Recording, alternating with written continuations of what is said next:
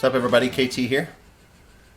Hope everybody's doing well. Getting ready to do another how-to video for the 2008 Saturn Outlook. It's getting along in miles, pushing, we get close to 100,000 on it now, so things are just starting to wear out, and this is general maintenance that, you know, anybody with a car of this age with this kind of miles on is going to have to start dealing with. So I figured I would throw up some videos. I got some pretty good responses on a few other videos that I've put up so far. So this one we're going to be changing the low beam and high beam headlight, the halogen capsules out for them. These are not HID headlights. These are the halogen standard. Hang on a second. H11s for the low beams and 9005s for the high beams. That's the Sylvania. I'm using the Sylvania Ultra Silver Stars. Yeah, Sylvania Ultra Silver Stars. They're a really bright light. I like them. Got some pretty good mileage out of these. The last time they didn't last too long, and I ended up, I don't know what happened, but I was part of a class action lawsuit, and I got a check in the mail for I think like 20 bucks from Sylvania. I guess it was for the short lifespan on some of the other ones that they'd sold. So I figured, what the heck, might as well try them again. And the second time I tried them, they worked good so far. So the thing about the Outlook is the headlights, you don't change them out under the hood. You can't get to the back side of the headlight fixture itself. You have to take the wheels and the wheel well out and get up inside. So I'm going to do a quick video for that and show you guys step by step. You're going to need a Phillips screwdriver, a small straight blade screwdriver to get the fasteners out, the little snap fasteners. You'll need to take your wheel off, get your jack stands and everything ready to go. I'm going to reposition the camera and get you guys up and under the fender well where you can see what's going on. Stand by.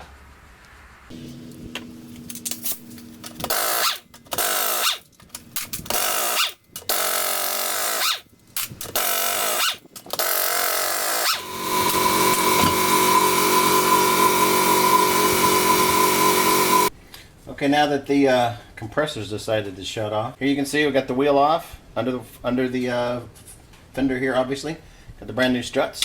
That's the video that, I don't know, maybe I posted it by now, maybe I haven't. But inside the fender well, you're going to have these plastic fasteners, and there's going to be, I believe, 6 of them.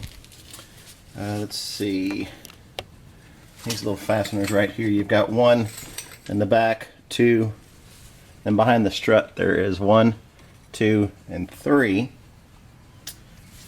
We backed up all the way? Yeah, we're zoomed out all the way.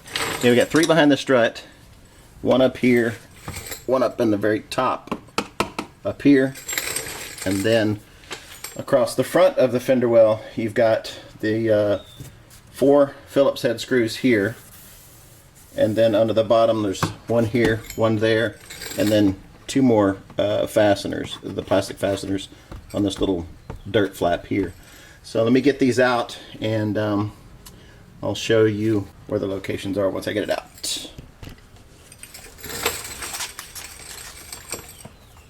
These little fasteners, if you get a small screwdriver, stick it in the slot and then pop these caps off of them. If you haven't seen these before, when it's installed, it spreads out this part right here so it stays in the hole, but just get your screwdriver under the edge right here and pry it up, and then once you get it pried up and you pop this button out, you can either take it out all the way or you can just take it out part of the way. Okay, got all the fasteners out. There's 7 here on the inside and then 2 more down at the bottom on that flap I was telling you about, so there's a total of 9. Once you get the fasteners out, pay attention to how this comes apart, the front half versus the back half. At the bottom here, it is actually on the outside of the rear half, but up at the top, it's actually on the inside, okay?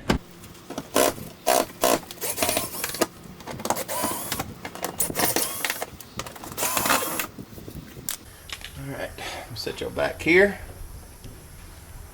Pull this.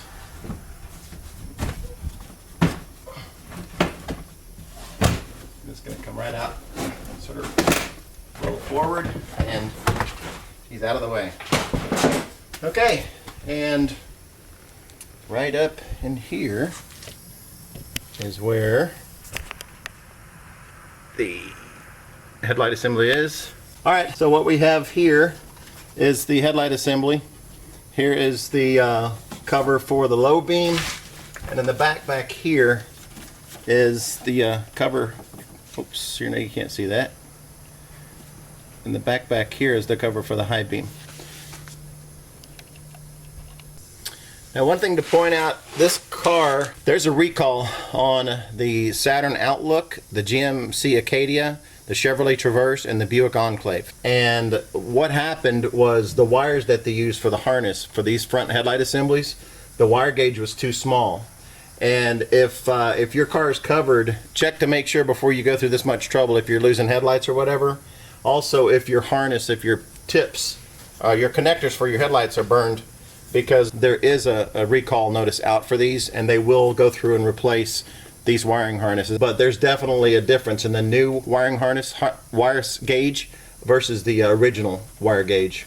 But you saw, right, you just like left quarter turn and this spins right off. Make sure you don't lose your gasket. I like to take these off and put them back in the cover so I don't lose them. And it's a little easier to install once you get ready to put this cover back on. So I'm going to go ahead, and it's easier to get to the high beam too. Once you get your low beam cover off, you got a little more room to get back in there to get your high beam. Okay, but I'm going to go ahead and I've already replaced that high beam, but I wanted to get in here and show you guys. So you're basically just going to rotate that, give it a quick turn to the left, quick twist to the left. And on the harness itself, the new style harness has a different type of clip on the connector. The old style had two little plastic clips, one over here and one over here. And you have to be careful if you're going to change yours out and you have the old style. Once you pull those little side ones, they get so hot that they're really brittle.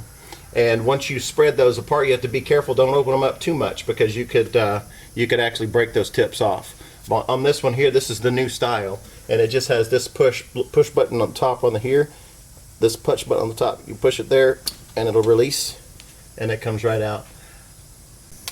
Okay, you want to be really careful when you've got your new bulbs that you don't touch the glass part. These halogen bulbs operate at extremely high, very high temperatures, and if you touch that and you get any kind of debris on it, if you touch it with your bare hands and you get some of your body oils on it, it'll create an opportunity for a hot spot and they'll burn out faster. The temperatures get higher and they'll burn out faster. So for the bulb grease, I used to not believe in this stuff. I used to think it was, snake oil.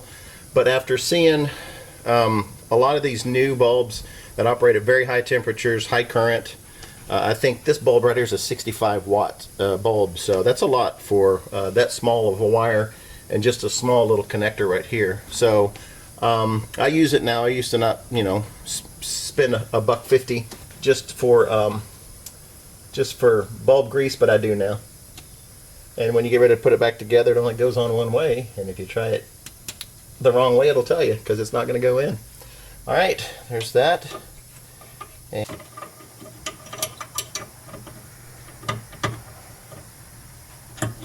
there we go. So when your new bulb is installed and ready to go, the connector should be facing down. Okay? You're going to repeat the same process for the passenger side, high beams and low beams. If you want to do both, you don't have to.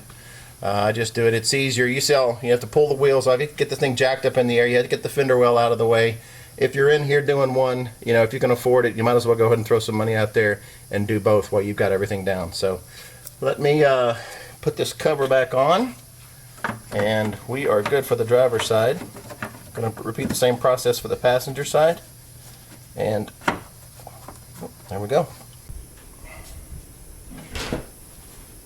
Again, remember in the front that this part right here, and actually this has a little bit of dirt on it, you can see where this part was tucked behind the back half, and this part right here down at the bottom was on the is on the outside where the back half is actually tucked under. So this goes under here, this goes under the bottom, and this goes outside. And this can be frustrating. Oh, also up on top, right up here, pay attention, because this front half actually goes under the back half to help hold it up. So just pay attention when you take it off where your dirt and stuff is, and you'll be able to look at the dirt pattern about what goes where.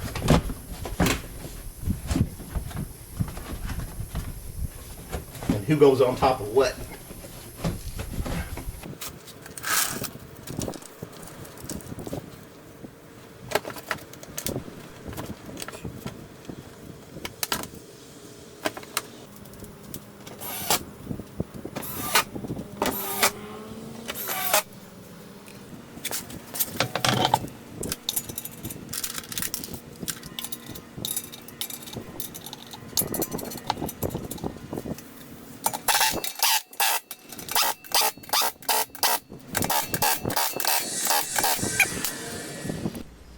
right, that wraps it up for this week.